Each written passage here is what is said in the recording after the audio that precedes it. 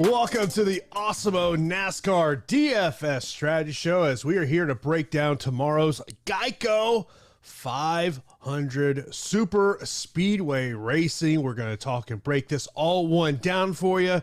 Of course, we are sponsored by Monkey Knife Fight. Head over to monkeyknifefight.com. Check out those player prop contests they have for NASCAR and all the other sports that they have going on over there. Of course, as always, if you do have questions about tomorrow's race for Phil, just hit those up in whether it's in our premium Slack channel or also right here on YouTube. We'll get to your questions as we do go on. Phil, happy Saturday. Good to be talking a little NASCAR DFS for you. I shared a little story for you last week doing the NBA show where I pretty much thought my cash lineup was dead, and then I realized, oh no, it's not dead. You just took first place, and I had a wonderful -1 point from Justin Yaley.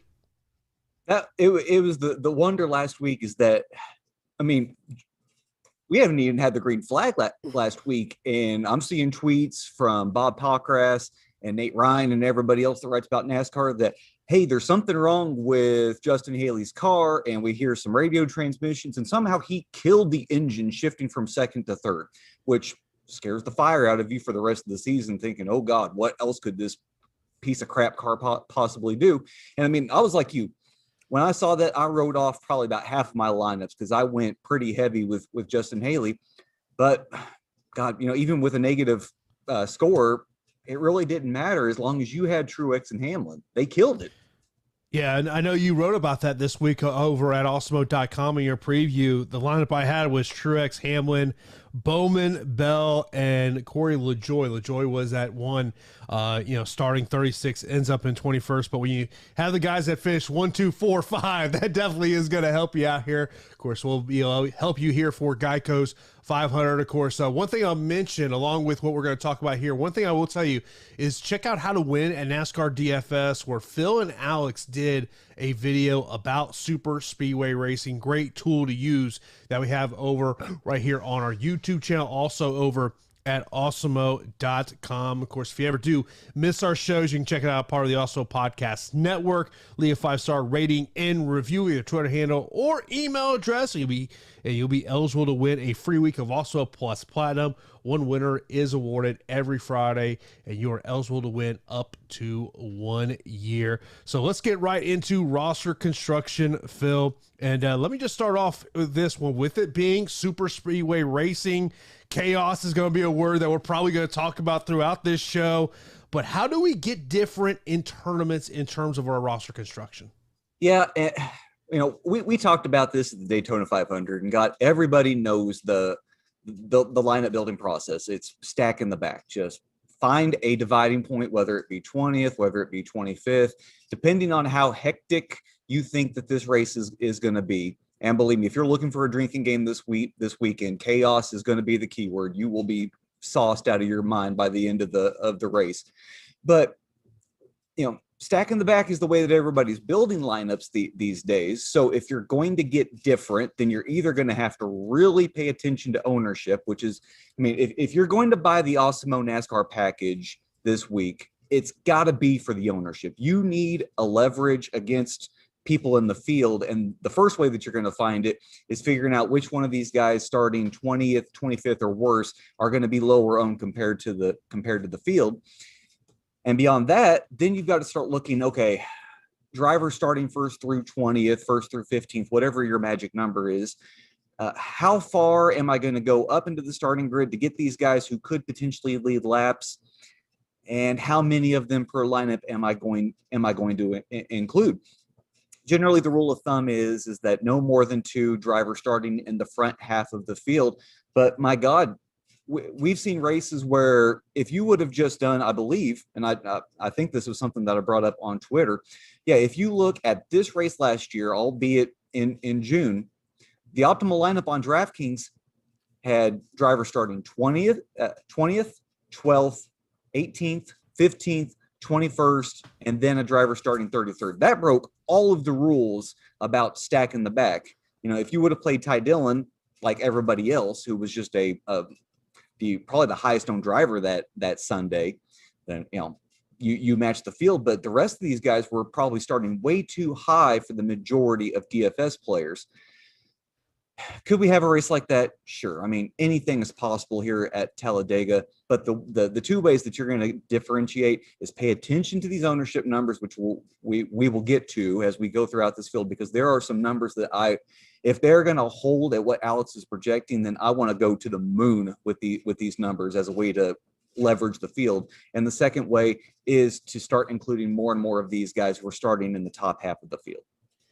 Now, you mentioned about stack the back in your preview piece over at Awesemo.com, and you took a look back at the top 12 average over the last 6 Talladega races. So this was DraftKings: 30, 25, 40, 33, 20, 15, 34, 29, 37, and first. Over on FanDuel: 30th, 33rd, 25th, 20th, 4th, 15th, 34th, 37th, 29th, first, and 21st. Yeah. And as much as we're going to badger the stack in the back process of building lineups for DraftKings and FanDuel, the story is that 80-90% of the time, if you'll take a driver that starts 20th or 21st or worse, they're going to give you just amazing fantasy point opportunity, like because of finishing position and because, most importantly, because of place differential. Their floor, their ceiling is just so much higher than the rest of these guys. And time in and time out, these are the guys that are consistently scoring the most points. We did speak about first being in here, and it's purely because of laps led points. But what you need from a pole sitter is for them to score enough, because ultimately they're not going to end up winning the race. Now, Denny Hamlin starts on the pole tomorrow, so it's a different story with Hamlin. But most of the time, you're scared to death to roster that pole sitter because there's no guarantee that they're going to come close to leading enough laps to make up for the negative place differential that they're going to come into contact with. So let's move over to the cash side of the equation in this one. And like I mentioned, chaos is going to be a word that is going to come out throughout this show, but can we play cash tomorrow? I'm a cash player in NASCAR. That's typically what I do. I'll sprinkle in some GPPs, but primarily I'm paying on cash. So can we play cash tomorrow with all what the likelihood of chaos being? Oh yeah, definitely. This is, as hectic as this race may be, and the amount of wrecks that we're going to see, and then inevitably there will be the big one where nearly 25% to 50% of the field gets caught up in a wreck. This is still a week that you can play cash. Now, my recommendation is don't play multi-entry double ups. Like, stay away from the 20 entry dollar double up on DraftKings. Stay away from anything larger than a single entry. When you play out the numbers, you're taking way too big a chance that you could have an amazing lineup and you could miss the cash line because of just one single driver. Like, you could have one driver that goes haywire, that wrecks out, gives you a bad score, and you still end up missing the cash line with that great lineup just because of the ownership. Everybody is going to be employing the same strategy practically when we get to these big field double ups. So just because you have the wrong guy compared to everybody else, you could miss out. So post head-to-heads, pick up head-to-heads. If you're feeling pretty good, then even move into the 3-man contests. Make people prove to you that they know what the proper DFS process is for this weekend. That's what I got to say is, you may be scared to play cash, but the probably the best thing is to just play mano a mano against people this weekend.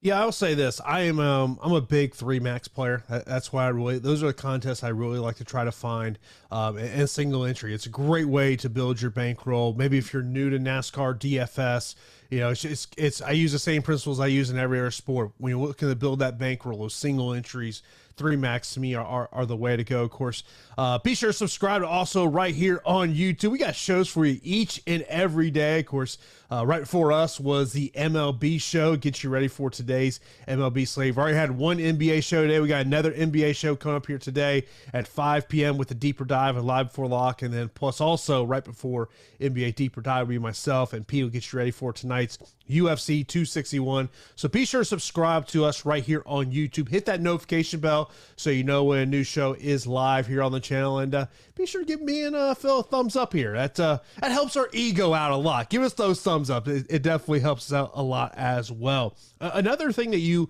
wrote about this week is fade the pole sitter. And you brought some interesting little notes in your article, where he said since 2013, the pole sitter has an average finish of 14.875, 17 laps led, and 3 fastest laps. Since 2018, the pole sitter has an average finish of 11th, 28.2 laps led, 5.3 fastest laps, leading to a DraftKings score of 33.54. Yeah, consistently the pole sitter will lead laps. And I mean, but I can just go through the numbers here. The fall race last year, 26 laps led. The summer race, 4 laps led. Then you go to 2019. In the fall race, it was 19 laps led. In the spring race, it was 0 laps led. Now we've got this outlier in the fall race of 2018. That was 108 laps led, but that was an effort by all 4 of the Stewart-Haas Racing drivers that all started up near the front, and they just had this strategy of we're staying up front, we're sitting on the lead, we're going to protect this lead, and then when it gets to the end, we'll see what happens. You go to the spring race of 2018, 12 laps led. We just keep going back. 7 laps led, 14 laps led, 2 laps led, 27 laps led. So, I mean, in reality, it's that fall race of 2018 that's our gigantic outlier, where in the majority of these races, the pole sitter is leading maybe single digits to double digits. And of course, because this is a super speedway, the fastest laps are not going to be there. They're going to be 3 on average, but the killer are these finishes. Now, Denny won this race from the pole last year, and Denny's probably the best super speedway racer in the series right now. But then finishes of 23rd, 8th, 14th, 4th, 7th, 1st, 40th, 5th, 3rd, 31st, 20th, 42nd, 22nd, 3rd. There is almost no way that a pole sitter, if they're not going to win the race, that they're going to score enough laps led points to make up for their negative place differential. Plus, you've just got the whole dynamic of what happens if this driver gets caught up in a wreck. Say that there is a wreck up at the front as drivers are just getting too racy too early and they take each other out, or he gets dropped back because of the draft or pit cycling, whatever, and he gets caught up in a wreck and ends up losing 30 plus spots. That is a huge negative score that's going to impact your lineup and kill you and keep you from hitting the optimal lineup this week. By the way, I love the line from Chris over in our YouTube chat. He goes, my Talladega entries consist of putting all the drivers' numbers in a hat and pouring them out, then playing the first 6 I pick out. Quite frankly, it's probably about as scientific as anything that I'm going to suggest today. Exactly. Let's move on to Dominators. And you wrote something very interesting. Your bullet point in your preview piece over at Awesemo.com: don't focus on Dominators. You mentioned a word that I've now said a couple of times: chaos. Also, you mentioned about the blind mouse approach in terms of Dominators, and how finishing position and place differential is greater than Dominators. Yeah, if people will pull up the race sheets and look at the start finish heat map, you can look here at the last 6 races, look at the average laps led, look at where drivers are finishing.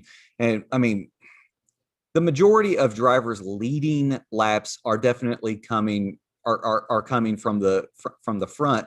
But then when you compare that to their average finish, these guys are losing place differential every single time. I mean, it's just a given that these drivers are going to, on average, lose 4, 5, 7 multiple positions. And this is the same argument that we were having with the pole sitters, that there's just no way, especially with only 188 laps, that they're going to score enough laps led points, because once again, fastest laps are going to be just all over the place. That's the nature of a super speedway race.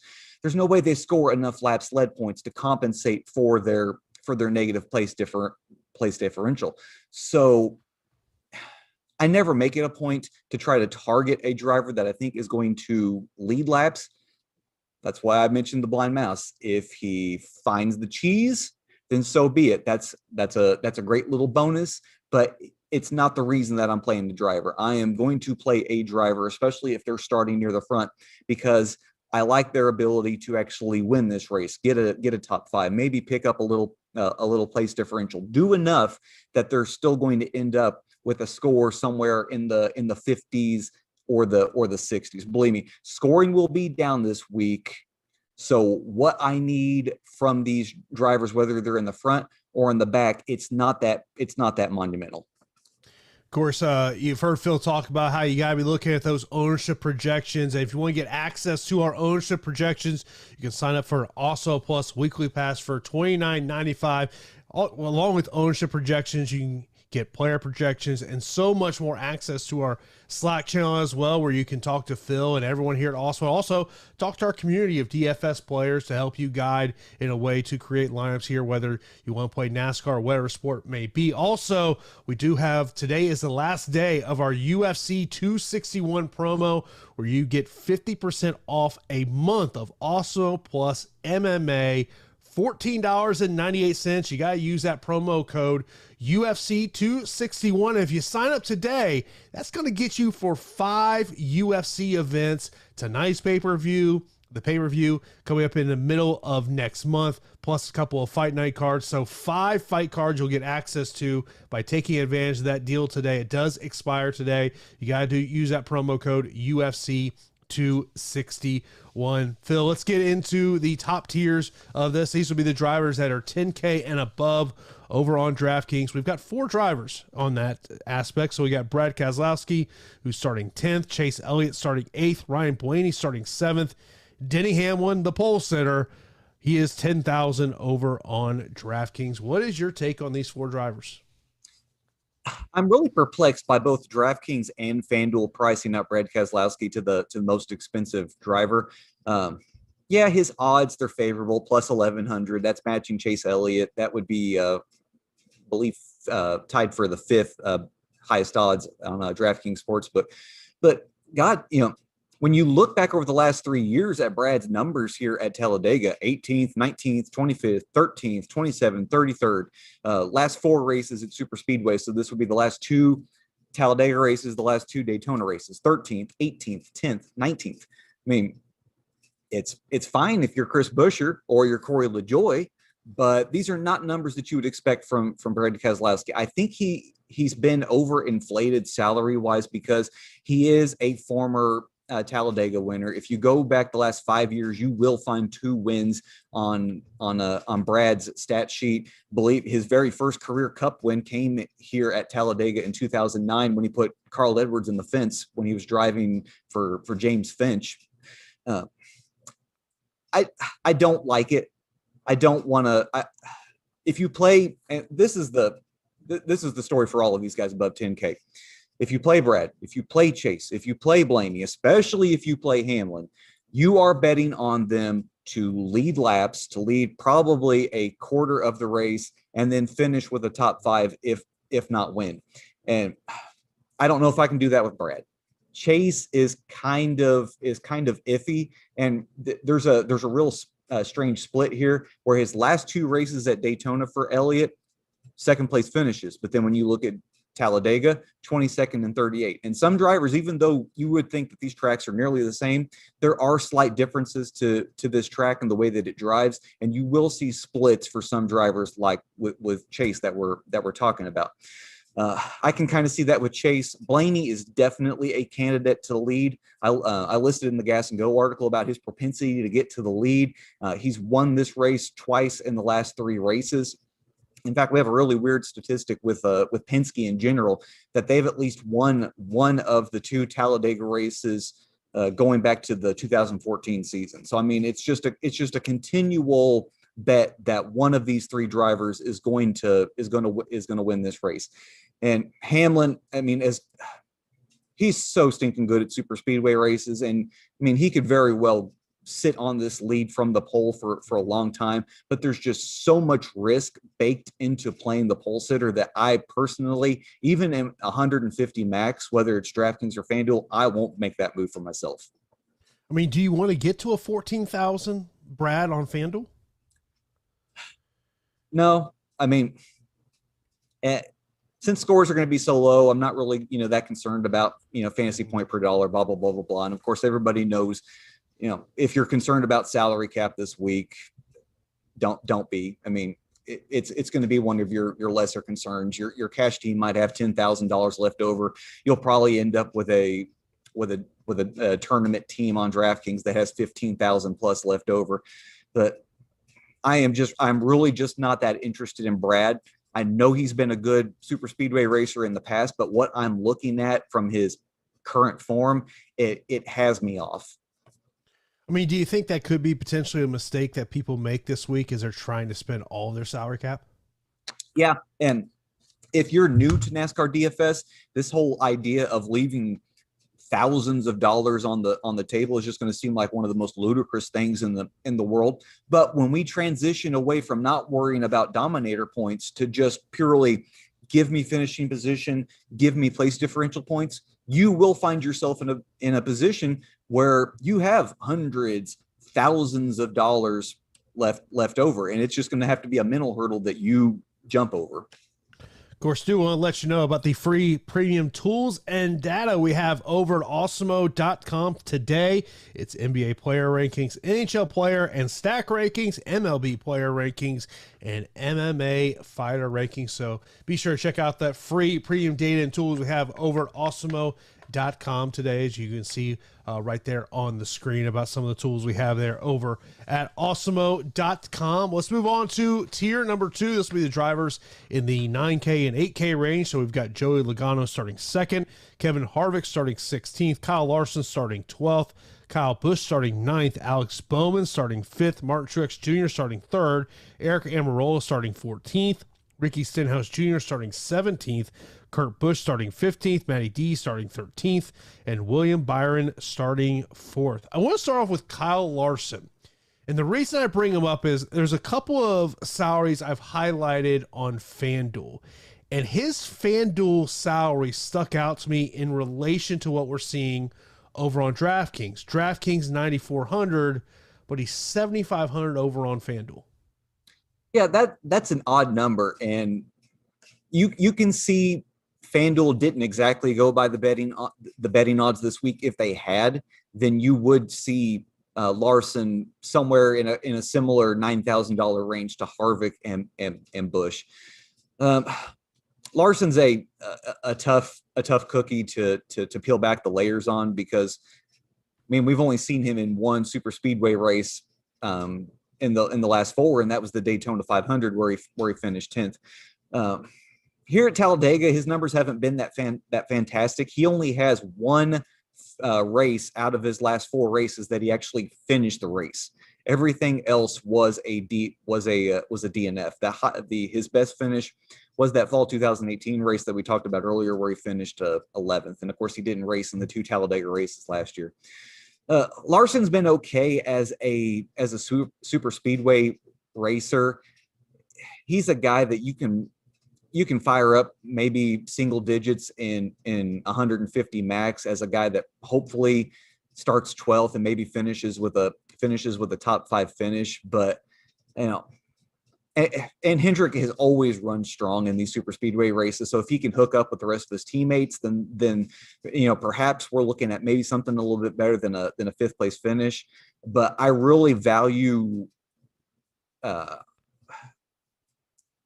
I want to say course, but just track type history when it comes to these drivers. And Larson has never been anything that spectacular. And I don't care that it was in Chip Ganassi's car. When we get to these super speedway races, everybody's car is practically the same as everybody else's car, from Hendrick all the way down to Spire. So starting 12th, I just feel like there's not that much place differential that you're going to milk out of Larson. And in this price range, I mean, you can get a little bit more out of Kevin Harvick, who he's probably not going to win, but he always continues to be a steady Eddie here at these types of tracks. Kyle Busch is a guy that I'm probably not on. Bowman's a guy that I think you could look to as a potential lap leader. So that's where I stand in that price range. Of course, we've talked about, the pole setter in Denny Hamlin, and the comment we have over on YouTube from Chris said the thing that worries me about Hamlin is if he gets out of the lead, he has run the back till the end, hurts the lap sled points in my opinion. Let me talk about Joey Logano, number 2 here, 9,800 over on DraftKings, 13,000 on FanDuel. Are your thoughts similar to what your thoughts were about Denny Hamlin with Joey Logano starting second? Yeah, Logano's been a multiple-time super speedway race winner. Won the spring 2018 race in a relatively clean race, but since then, his finishes have gone 5th, 4th, 11th, and then 26th and 17th last year. In his last 4 super speedway races, we're looking at finishes of 12th at Daytona, and then 26th, 27th, and 17th. So oddly, he's kind of taken on the same path that Keselowski, where a multiple-time super speedway racer here a couple of years ago, but then here at Talladega in the last 3 years, the numbers just haven't been that fantastic. Regardless, Logano is actually averaging the most laps led here at Talladega over that time. So you're probably going to get something from Logano. You're going to get some laps led points, but he's in the exact same boat as Hamlin, is that if he loses place differential, even if he just falls back 10 spots, it's going to totally negate probably everything that he gains via those laps led points on the track. So I think personally for myself, if I'm doing 20 max, like let's just say that I'm going to build lineups for the happy hour, and since it's only $20, I'm going to have a core of 3 to 4 guys that I'm going to have in every lineup, and then I'm going to mix and match with the other 2. I don't know if I'm going to have anybody from the top 10 in there. I'm just going to take the stance that they don't have enough upside with that starting position to outscore the rest of these guys starting further behind them. Is one of those drivers in your core Kevin Harvick? Harvick will not be a part of my core. My core is probably going to consist of nothing but drivers 25th or worse. The reason I bring that up, as I look in tier 2 of the drivers in the 9K and 8K range, he is a driver we're seeing getting the most ownership in this tier. Yeah, and it's interesting.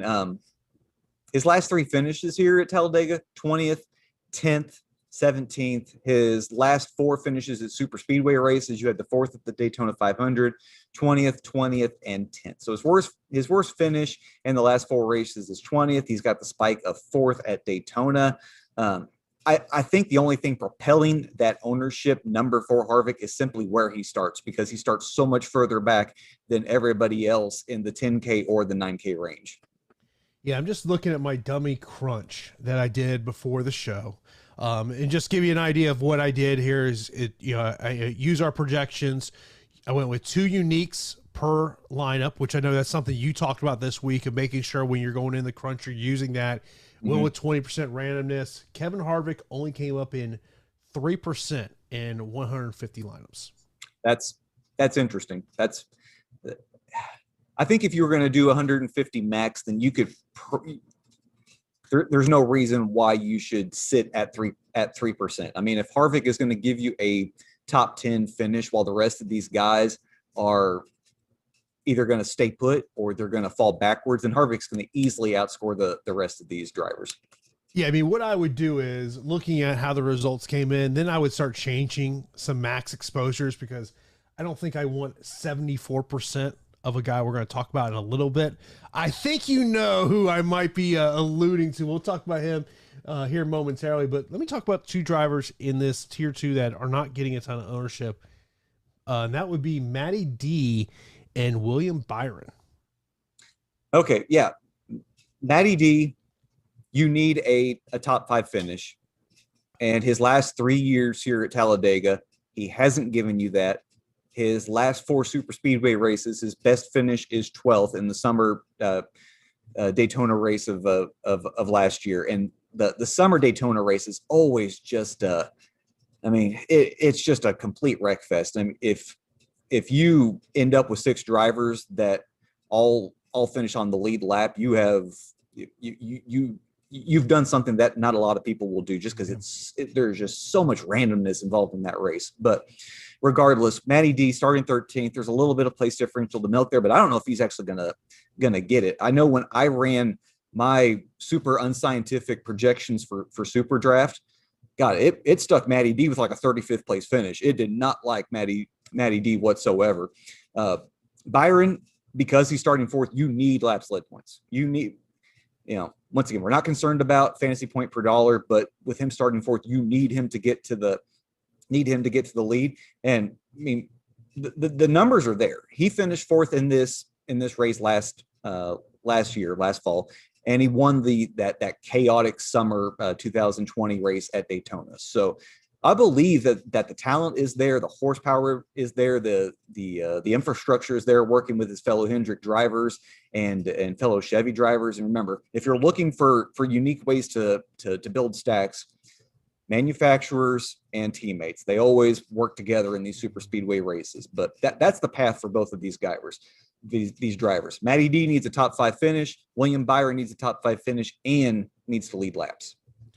When you look at the driver who has the lowest starting position, that's Ricky Stenhouse Jr. at 17th. I know you mentioned a minute ago, when you're looking at your core, you're looking for 20th and beyond of what you're trying to get into there.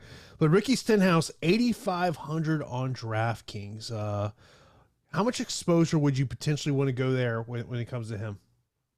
Yeah, I wish he was starting just a little bit further back to help give me just a little more safety for a driver that'll either finish top 5 or wreck out at some point.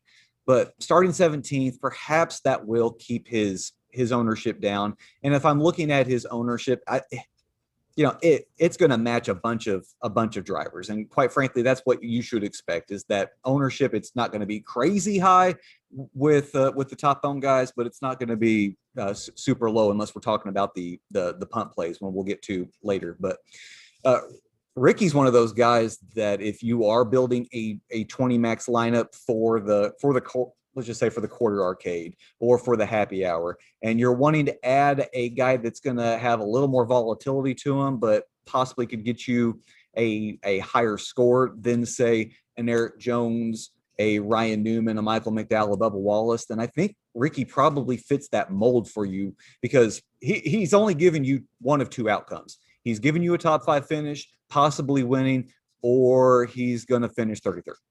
Of course, this is the Awesemo NASCAR DFS Strategy Show. We are sponsored by Monkey Knife Fight. With Monkey Knife Fight, you are in charge. Head over to monkeyknifefight.com, download their app, and you make sure you use that promo code Awesemo when you sign up for an instant first match deposit of up to $100. Of course, on the NASCAR side of things, it's all about fantasy points, so be sure to check out our sponsor over there, monkeyknifefight.com, and be sure to use that promo code Awesemo for an instant first match deposit of up to $100. Is there somebody in this 8 and 9K range that we haven't talked about that you think does have some good upside? I like Almirola. He's always, whoever he's driven for, he's always been a good super speedway racer. He might scare people. His last 2 finishes in super speedway races have been DNFs, but look over his career here at Talladega. He's got 5 top 10 finishes. He's got a win in that 2018 race that we keep talking about. He's got another win I believe at Talladega when he was racing for Richard Petty. Just over his career, he's been fantastic here. And he's a guy that I could see trying to make his way to the front to get to the lead. Let's move on to tier number 3. This will be the drivers in the 6K and 7K range. So we've got Harrison Burton, Austin Dillon, Ryan Newman, Eric Jones, Christopher Bell, Michael McDowell, Bubba Wallace, Cole Custer, Chase Briscoe, Tyler Reddick, Ryan Preece, Chris Buescher, Daniel Suarez, and Ross Chastain. A lot of these drivers have something in common, meaning they're starting 20th or below. I mentioned about there was a driver who was coming up in 74% of my dummy crunch. I'm guessing you probably know who that is. And that's the man starting 39th. Harrison Burton, 7,900 on DraftKings, 3,000 on FanDuel. He is going to be popcorn tomorrow. I mean, that's about the best way to put it. Yeah. If you're playing cash, Don't overthink it. Just play Harrison. Just stick him in there. That way you're going to match everybody else. If you don't play him, you could be playing with fire, especially if he finishes this race with 15 or 20 place differential points. You're paying nearly $8,000 on DraftKings just simply because of that place differential. And God, it's scary playing Harrison. This is his first career Cup start at Talladega. You couldn't think of worse conditions for a driver to make their first career Cup start. We spoke of those weird splits in the Xfinity Series. Granted, different drivers, different car. Harrison has a third, a fifth, and a second place finish at Daytona in his short career. But then when you look at Talladega, 24th and 32nd. So obviously in the Xfinity Series, a much better Daytona driver than he is a Talladega driver. Can we expect that sort of thing here in the Cup Series? Who knows? I mean, quite frankly, he might get in this Cup car and feel even more comfortable than he ever has beforehand. This is Ty Dillon's ride. Ty Dillon was always really good here at Talladega. That carried over, I believe, when he raced in this car at Daytona for Gaunt Brothers. But you may not like it in tournaments, and I mean he's gonna be super owned. And if you're looking for a leverage point, getting off of a rookie making his first career Cup start at a super speedway race sounds like a pretty legitimate pivot point. But in cash, you just have to do it. You just have to bite your lip and say, okay, whatever. Another driver in this tier that is getting a huge amount of ownership, that's Ryan Newman, starting 28th. He is 7,600 on DraftKings, 8,700 over on FanDuel. Yep, we're getting Newman, who's just been he's been so consistent here, going down the DraftKings salary tier. This is the first time that we've encountered a driver that has finished every single Talladega race over the last 3 years and done so on the lead lap. In fact, if you look through the rest of this field, he's the only guy. Newman is steady Eddie. He will give you a finish. Those last 6 races, he's given you 2 top 5s and 4 top 10s. You see a 24th and a 25th. He got shuffled back towards the end. Some weird things happened, but consistently he is a top 10. He is a top 5 driver. He's another guy that I fear that if you don't play him in cash with that 28th starting position, you could be making a really big mistake. And I know he's probably going to be chalk with his track history, with his starting position. And if I look at that ownership projection, yeah, there's definitely some chalk there. But I like Newman so much because of his consistency. He's probably a guy that's going to make it into my core. When you look at, because as I mentioned, majority of the drivers in this tier, Christopher Bell's kind of the outlier, starting 6th in this tier, but and Austin Dillon starting 11th, but everyone else is 18th or back. Is there someone, even with place differential, that you still believe, man, I don't know how much I trust him in this race? When we're looking at the 7 and 6K range here,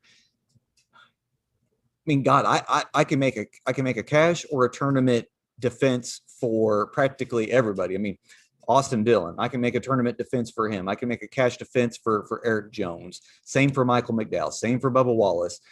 Even though Custer and Briscoe both start 25th or worse, I don't feel safe with them in cash, but I can make arguments for them in tournaments. Same thing for Reddick. Same thing for Priest. Same thing for Buescher.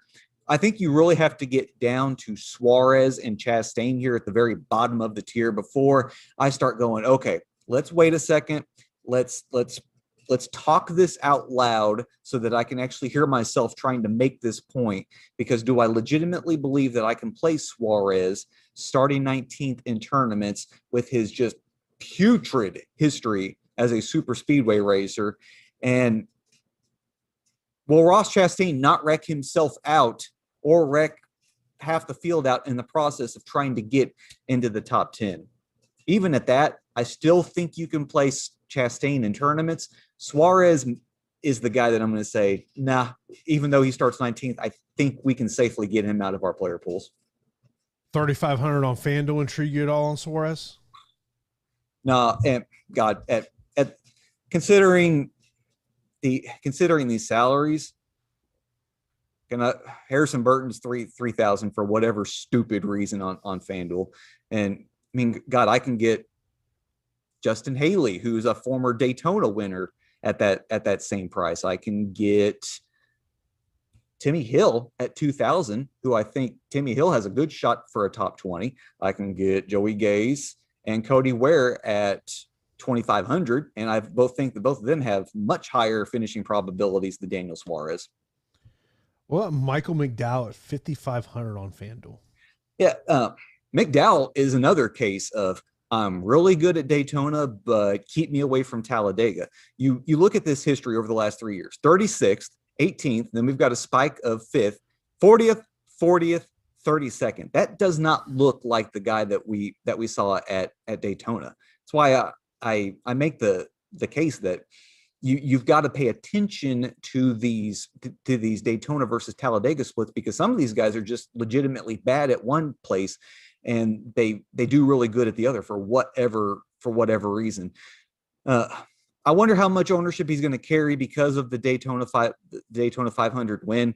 Starting 23rd, there's something to milk off of that, but I mean, I think there's just a bunch of other guys below him and above him that I would rather play. I will have some McDowell and 150 max on FanDuel, but it's probably just going to be in the single digits.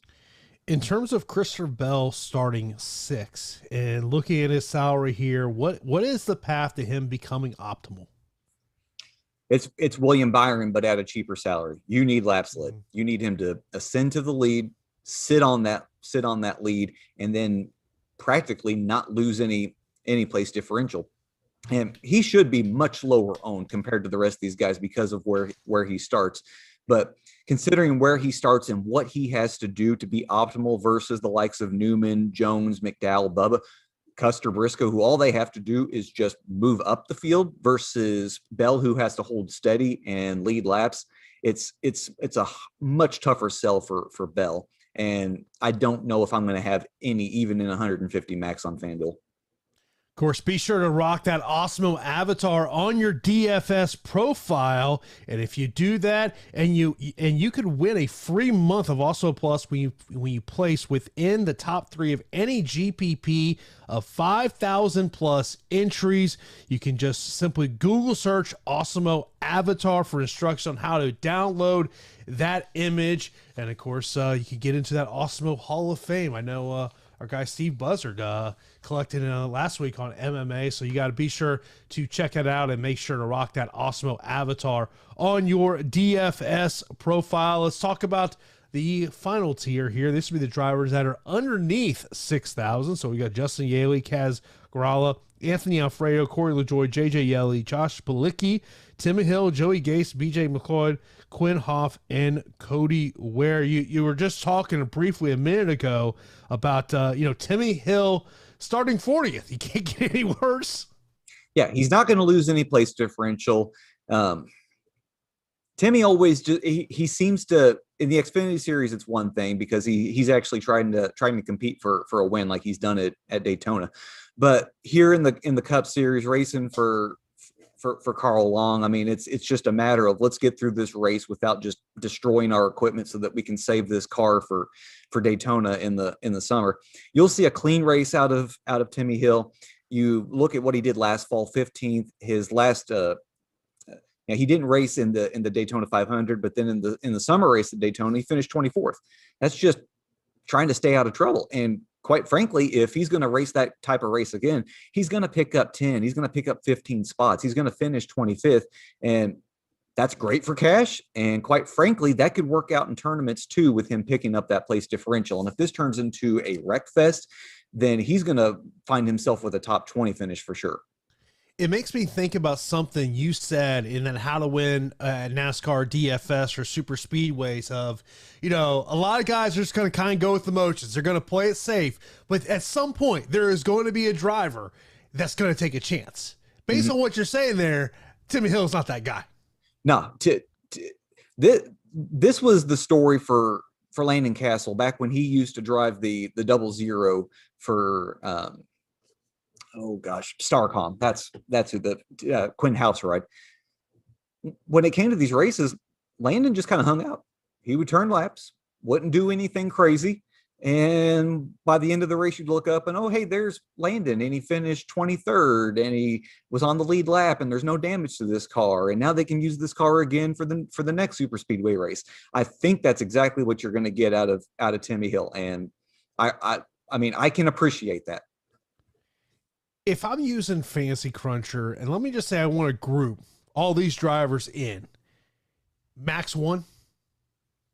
God, you can do max 1. Heck, if you're feeling spicy enough, you could do max 6.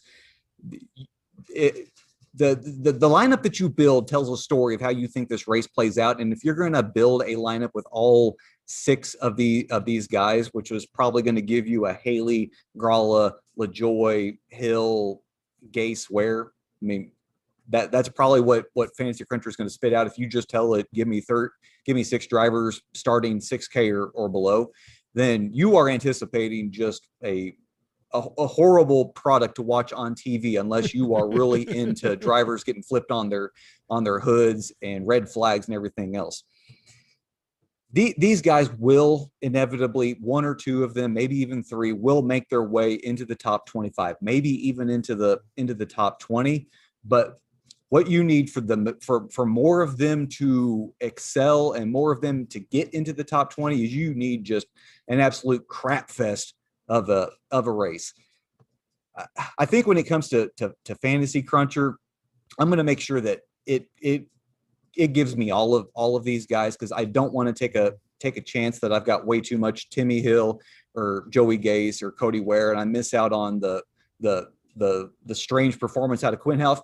Quinn Houff finished 13th in this fall race last year. I mean, Quinn Houff was in your optimal lineup last year. Quinn Houff is averaging 12.5 place differential points gained per super speedway race here at Talladega. You can't discount any of these guys. All they need is a little attrition and a little luck, and they can all be the reason that you won a tournament. Of course, if you do have any questions for Phil before we get out of here, leave those right now, whether it's in our NASCAR Premium Slack channel or right here on YouTube. We'll get to that. Of course, we got a lot of great programming for you here at Awesemo.com, and you guys subscribe to us right here on YouTube. Hit that notification bell so you know when a new show is live on the channel. Of course, coming up today, 4 o'clock Eastern time will be UFC Live Before Lock. At 5 o'clock, it'll be NBA Deeper Dive.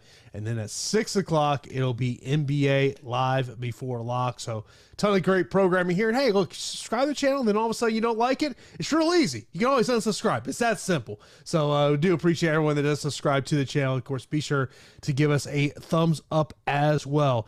Now, when we look at these lower tier drivers, is there someone down in this range that, is it a buyer beware, or because of place differential, they've all got good upside? There is one guy that I think that if you're building 150 lineups that you can take a stand against, and it's JJ Yeley. Over Yeley's career, he hasn't been that fantastic of a super speedway racer to begin with. He's a fill-in because Jennifer Jo Cobb was going to race this, was going to compete in this race, and NASCAR told her, no, you can't. You don't have enough experience in Cup cars here at Talladega. We're afraid you're going to kill yourself or other people. So Yaley's in the ride. So, you know, he had no point of wanting to be in this race. He's not racing in the Xfinity Series race. Last 2 finishes here at Talladega, 36th and 36th. His last 2 finishes in super speedway races, 40th and 36th. Yes, he starts 37th, but I think you're probably getting a 36th, a 35th, or maybe even worse finish out of Yaley. So I think if you're looking at all of these guys and you're trying to find somebody to not include in your player pool, I'm going to say it's Yaley this week. I will tell you, the one driver that came up in about a third of my my dummy crunch, and we didn't really talk much about, Martin Truex Jr. Oh, mama. Martin starting third. This is the case of does not like super speedway races, bad track history. I don't foresee him sitting on the lead. He's only averaging 3.5 laps led over the last 6 Talladega races. His best finish over the last 3 years at Talladega is a 20th. He always seems to have a good finish in the wild summer races at Daytona, but then everything else is 20th or worse. Yeah, Truex scares me. Truex definitely scares me. I know we didn't talk much about SuperDraft, but is there a driver over on the SuperDraft side of the equation that you go, one's a little feel pretty good about? Okay. Remember the scoring changes over there, and laps, you get points for completing laps and blah blah blah blah blah. When I ran my projections, of course, the top driver projected to score is Kaz Grala. He's got a 3x for his champion. He's got a 2x for just being a flex play. And you've got Justin Haley, who's a 2.8 as a champion. I've got Ryan Newman scoring the 3rd most points with a 2.1. You've got Ryan Preece scoring the 4th most points with a 2.25. Ricky Stenhouse Jr. scoring the 4th most points as a champion with a 1.9. And then you get to Denny. And that was with me giving Denny 60 laps led. And that still just it gave him we're looking at the 6th highest score. If you're building lineups on SuperDraft, I think your best strategy is just stay away from these guys that you project to lead laps starting in the top 15. And you got to take advantage of these guys in the back, like a Kaz Grala, like a Harrison Burton. Heck, Chase Briscoe never moves off of this 3x as a champion. He's still sporting that. If you think that he can move up, that's a play that you've got to make. I don't know just how chalky or what his ownership is going to be, but a guy that I keep finding myself returning to is Chris Buescher, and he only has a 1.95 champion multiplier this week. He's one of my favorite drivers, whatever site that you're looking at. It stinks that he only has a 1.95. So what he's going to have to do to have an optimal score is he's going to have to give you a top 5 finish. But that's something I think that he can definitely do. As far as a lock for champion, I think it's got to have to be either Kaz Grala or Justin Haley. I mean, you SuperDraft has given them such an unfair advantage with that number that it's going to be just so incredibly tough for other people to outscore them. Of course, appreciate everyone that's watched us live here on a Saturday afternoon, or maybe if you're listening to us after the fact on the Awesemo Podcast Network. Appreciate it very much. Of course, thanks to our sponsor, Monkey Knife Fight. Go over to monkeyknifefight.com. Be sure to use that promo code Awesemo for an instant first match deposit of up to $100. Don't forget, we got plenty of programming coming for you later on today. We got UFC Live Before Lock, NBA Deeper Dive, and NBA Live Before Lock. And be sure to take advantage of that promo we got going on over at Awesemo.com. Get 50% off a Awesemo Plus MMA monthly pass for $14.98. We use that promo code UFC261. So that is going to do it for us for this edition of the Awesemo NASCAR DFS Strategy Show. Good luck to everyone, and be sure to send us your tweets with your winning lineups following tomorrow's race.